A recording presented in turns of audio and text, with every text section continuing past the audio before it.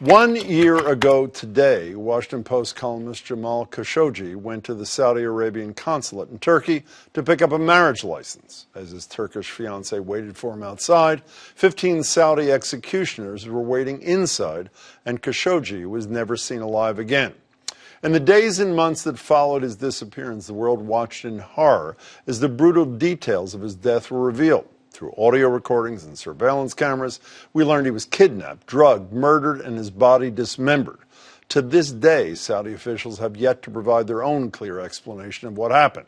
And all because Khashoggi, an early supporter of Saudi Arabia's Crown Prince Mohammed bin Salman, had the courage to speak out against bin Salman's strong-arm tactics against perceived dissidents.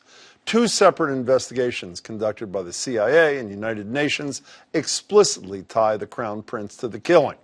But in his first ever interview about the murder off camera with Frontline's Martin Smith, the Crown Prince refused to take direct responsibility. Here's Smith's retelling of bin Salman's words to him. It happened under my watch. I really take it very seriously. I don't want to tell you no, I didn't do it, or I did do it, or whatever.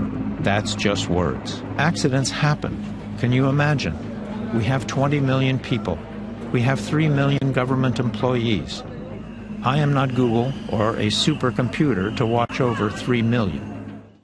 At least 11 members of the team sent to murder Khashoggi are currently on trial, but that trial is closed to the public as well as reporters, and human rights experts, including the UN, say the whole thing is a sham and that bin Salman is, quote, creating layers and layers and layers of actors and institutions which are protecting him from his direct accountability for the killing.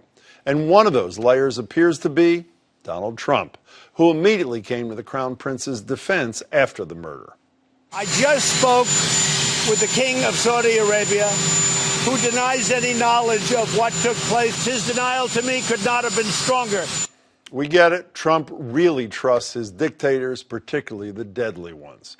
And you know those call transcripts his administration sealed with Australian and Ukrainian leaders? Well, they did the same with records of Trump's call with the Crown Prince, too. And according to the New York Times, that conversation included delicate information about Mr. Trump's discussions about the killing of the journalist Jamal Khashoggi. But this is more than just a moral failing. It's a legal violation, too, specifically a violation of the Magnitsky Act, which requires the president to determine who's responsible for the murder and decide whether or not to impose sanctions. The report was due to Congress in February. 7 months later, we are still waiting. Now, I know there's a lot of chaos to cover right now in Washington, but journalists and the public at large cannot afford to forget about this premeditated murder of a resident of the U.S. and the subsequent failure of the President of the United States to hold a dictator accountable.